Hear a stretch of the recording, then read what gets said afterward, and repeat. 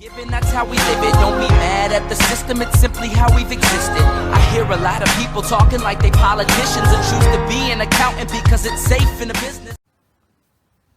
Hi, my name is Veronica Woods, and today I am here to tell you my story of how I almost killed myself on prom night.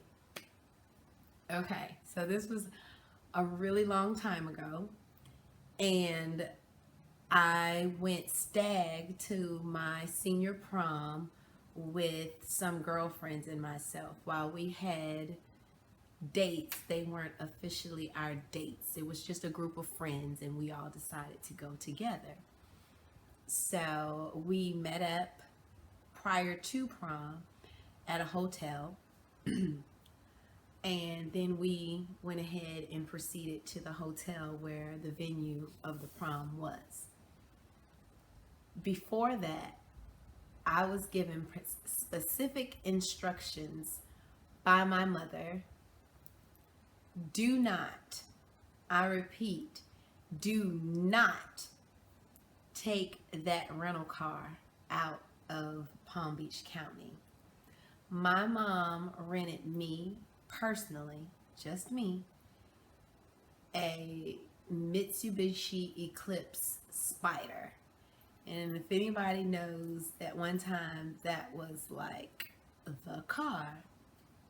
So, of course, I agreed to her terms and conditions. No, I drive the car to the hotel, I drive the car to the prom, I drive the car home. And the arrangement was I was supposed to drop the rental car off and pick up her Honda, which her Honda has always been awesome. Her Honda Accord at the time. So after prom was over and classmates, they went back to the hotel that they had rented to change clothes and change their attire and get into more comfortable attire, as I did myself. But instead of me taking the rental car back home, and I was only like maybe 15 minutes away from the house before I had to hit 95 because we were all going to South Beach.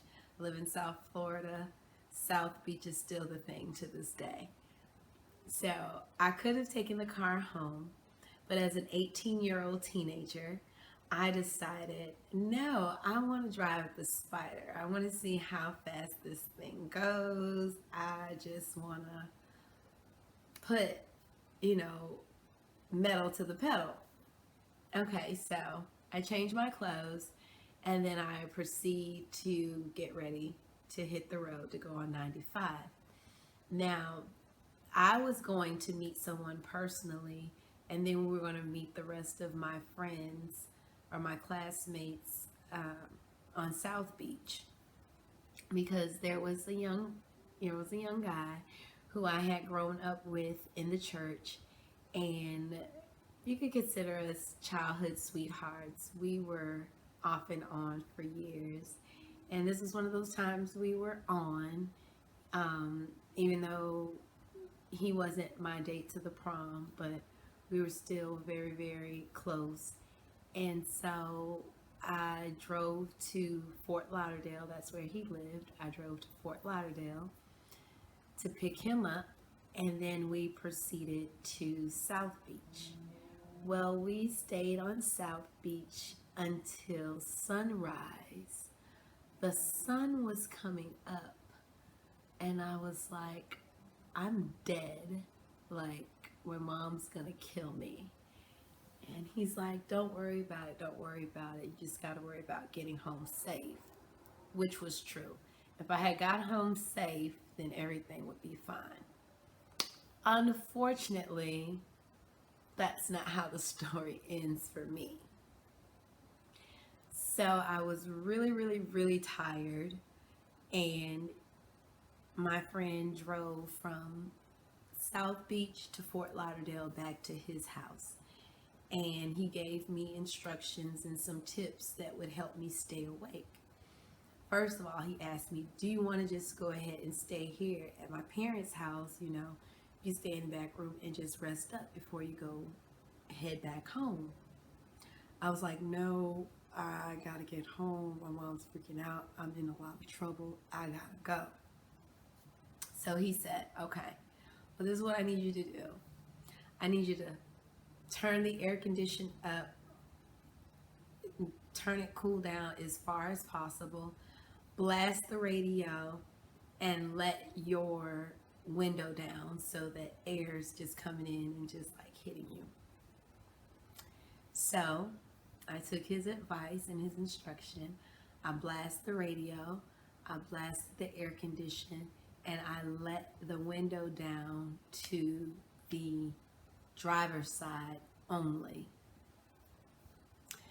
So as I proceed to leave Fort Lauderdale and I hit the interstate, I'm back on Interstate 95, and I'm driving northbound because I live north, and so far so good. I even remember the CD that I had in the CD player, and that CD was the Jackson 5 Ultimate Collection. The song that was playing was I Want to Be Where You Are. So I'm following all these tips. I'm driving down Interstate 95 and I'm just like, I gotta get home. I gotta get home. I felt myself dozing in and out, but I was staying in my lane, surprisingly, and I was doing a great job. Somewhere around Lantana, I just went to sleep. I blacked out and I was gone. When I woke up again, that car was spinning on 95. I recall spinning 7 times, hitting the guardrail and bouncing back into traffic. Luckily, there was no heavy traffic this time of morning, so I didn't hit anyone and no one hit me. And this was a time where they didn't have the cement barricades. They had the steel barricades, the steel guardrails, where like if you wanted to walk across northbound to southbound, you could literally walk across the median. That's my generation. So that final turn that car made, it flipped on the side before it hit the guardrail, and it flipped on the right side. So the right side, the passenger's window is up. The driver's window side is down. The car is flipping this way and dirt is coming into the car, and I'm still holding onto the steering wheel as I'm strapped into a seat belt that had now malfunctioned. It wouldn't unlock. And the only thing I could say was, I'm dying. I'm dying. Oh my God, I'm dying. I'm gonna die. It's really jarring to even think about that at 18 years old. That's the only thing that I could say is I'm about to die. It's scary. And as the car turned and all the dirt is coming in on me and I am like wide awake, and then the seatbelt ejects and I go flying to the passenger side of the car and my neck hits the window. As far as I'm concerned, it saved my life.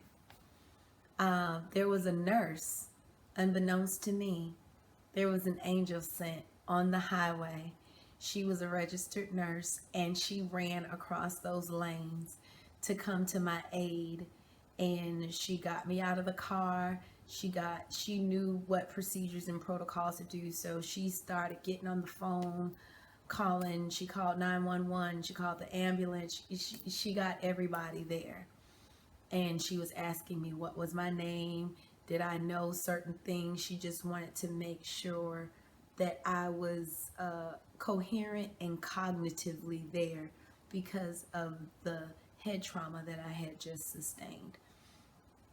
And so, as all of the rescue team are arriving and they saw that I was out of the car, and I was like, okay. But my anxiety went through the roof when I saw my mom's car pull up and I saw my parents get out of that car. And I was like, I want to die. I want to die. Like, take me somewhere. Tell them that I'm really hurt. Oh God, my mom's here. I want to die.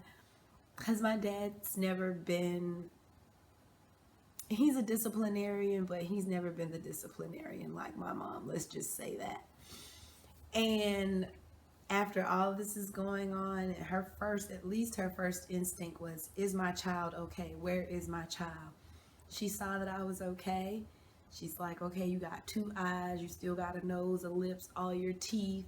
Okay. She said, you can forget about going off to school. The money that was going to pay for your tuition is going to cover this vehicle. Mind you, I had already been accepted to the University of Central Florida. So my heart sank. I was like, oh, are you kidding me? I'm not going to be able to go to school? She's like, you can count that out, girlfriend. She said, if you'd like to go to school, you can go to the community college locally. And I was like, oh my God, but mom, it's school. And she said, oh my God, Veronica, you just totaled a car. I mean, it wasn't funny then. I'm so glad, like, she didn't smack me at that moment. Like, she didn't smack me. And it's so funny because I was so diligent that I went to work that day. I actually went to work. It was a Sunday morning. I worked at the police and all of the medics and everybody. It was around 8 something in the morning. I went home, changed, laid down for a little bit. I worked at the mall, and at that time it was Burdines. I wasn't familiar with Macy's. I grew up with Burdines. So the mall didn't open until 11 o'clock on Sundays. So I actually still went to work after that horrific accident. And I wasn't feeling the best. So ultimately I didn't stay. And I explained to them I just was in a horrible car accident. And so I came home and got more rest. On that Monday, I proceeded to make an attempt to go to school. And back then, we wore book bags, and I had, JanSport. So I had my books in my book bag, and I knew my vision was a little off kilter. My balance was a little off kilter, but I didn't think anything of it. And I was proceeding from one class to the next. I was going to the chorus room, and I went to put my backpack on my back, and I fainted. I collapsed. I passed out. And so after that, went back to the hospital, and surprisingly enough, there were vertebrae in my neck that had collapsed. And as a result of that, it was deficiency of oxygen. So I wasn't getting all of the oxygen to my brain that I should have. Coincidentally, that's happened to me later on in life. As when I got older, I was in a bad accident and that happened. But that's a whole nother story. But in regards to, I did sustain some injuries, but that was the worst injury that I sustained besides bruises. But the good news is I was still able to go off to school. My I don't want to say my parents because it was my mom. My mom still allowed me to go off to school, to the University of Central Florida. She did not hold that totaled vehicle against me, but the next car that was rented by me, for me. I don't think I rented another car until I was of age to legally rent a car. So that is my story of my prom night and what happened to me. Let this be a lesson. If your parents say, bring the car back home, for the love of God, just take the car back. Oh my gosh. If I knew then what I know now, I would have had my little accident. Thank you so much for listening to my story, and I hope this helps someone somewhere someday. Bye.